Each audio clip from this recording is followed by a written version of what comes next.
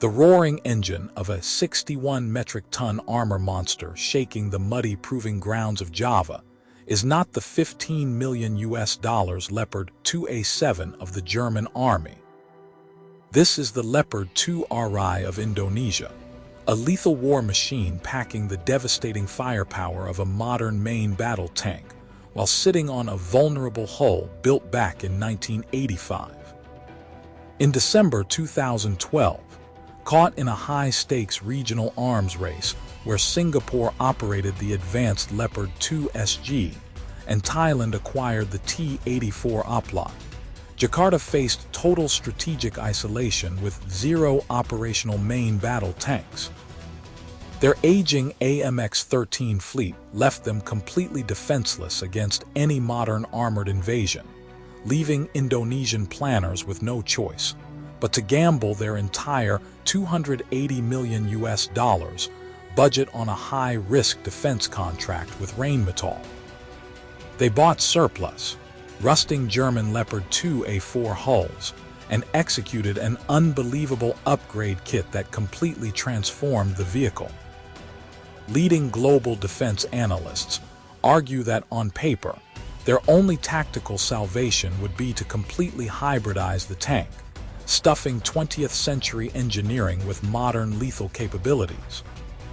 But how did Indonesia bypass the laws of military physics to pack genuine 2A7 power inside a 40-year-old frame, and at what hidden cost?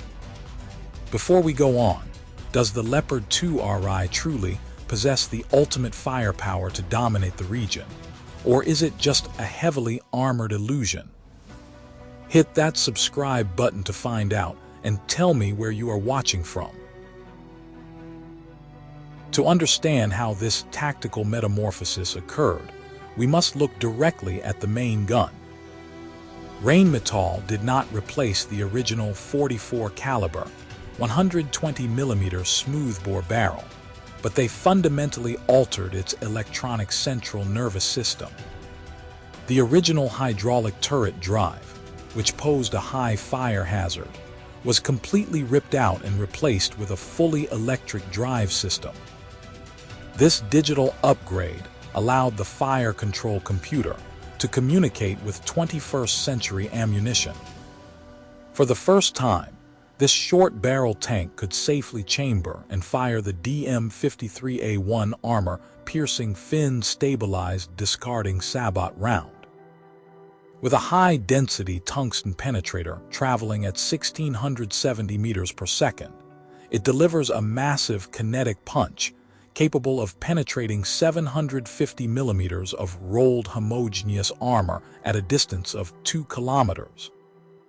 This effectively matches the anti-armor performance of the longer 55 caliber gun found on the modern Leopard 2A7. Furthermore, the electronic modification enabled the use of the DM-11 high-explosive programmable airburst round. In recent combat evaluations, this smart round allows the crew to set precise detonation parameters, neutralizing exposed anti-tank missile teams behind heavy concrete fortifications at ranges up to 5,000 meters. To protect this new offensive power, the vehicle received the AMAP Advanced Modular Armor Protection Kit, designed by IBD Deisenroth. This titanium and nano-composite ceramic armor package pushed the battle weight of the tank from 55 metric tons up to 61 metric tons. This modular casing covers the frontal arc and the turret sides, rendering the vehicle highly resistant to ubiquitous rocket-propelled grenades and shoulder-fired anti-tank weapons during simulated urban operations. By integrating this defensive shield with a modernized digital fire control system, Indonesia successfully built an urban brawler capable of trading heavy blows with modern threats. Yet behind this formidable facade lies a critical compromise that leading defense experts often view as a severe tactical blind spot. To keep the modernization cost manageable at roughly $2.5 million per vehicle, the Indonesian government decided completely against upgrading the primary optics. The commander and gunner must still rely on the legacy Peri R17 panoramic sight and the Generation 1 WBGX thermal imaging system. Originally engineered in the 1980s, this analog hardware offers very low resolution compared to modern digital units. While the state-of-the-art German Army Leopard 2A7 utilizes the advanced Attica third-generation thermal camera to identify targets clearly at 4,000 meters, the optics on the Indonesian variant face heavy degradation under the thick tropical rainstorms of Southeast Asia, or dense smoke in urban zones.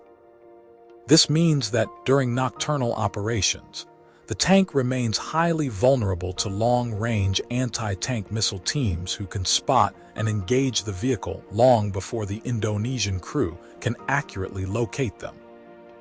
Beyond the optic limitations, the heavy 61 metric ton weight creates a logistical nightmare across the vast Indonesian archipelago. The national infrastructure outside the main island of Java consists largely of bridges with weight capacities below 30 metric tons. During large-scale military exercises, such as Kartika Yudha, these heavy combat vehicles cannot cross inland waterways without immediate assistance from armored vehicle-launched bridges operated by combat engineers.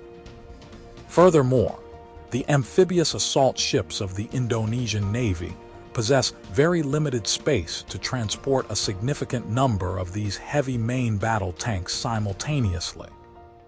Consequently, this deployment friction confines the armored fleet to a localized defensive role on the major islands, making it nearly impossible to rapidly project this heavy steel punch to distant, isolated island territories during a sudden maritime crisis. Despite these geographic and technological limitations, the vehicle has successfully reshaped the balance of power in Southeast Asia since its full induction. This strategic impact is precisely why the armored platform garnered widespread global attention when international military enthusiasts and defense analysts closely analyzed its digital model within the War Thunder simulation environment.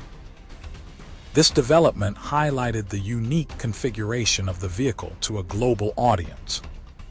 The real-world deployment of this platform proved that the Indonesian Army did not intend to use these vehicles for island-hopping campaigns. Instead, defense planners transformed these vehicles into heavily fortified mobile pillboxes stationed at core economic zones on Java and Sumatra. This strategy represents a masterclass in military pragmatism. Indonesia intentionally accepted degraded night vision capabilities and severe weight restrictions to obtain overwhelming firepower and modular armor protection at a fraction of the cost of a new vehicle. By doing so, they established a credible ground deterrent against potential littoral invasions. The legacy of this procurement strategy proves that a state does not require a massive defense budget to field devastating capabilities, provided they understand their operational limitations.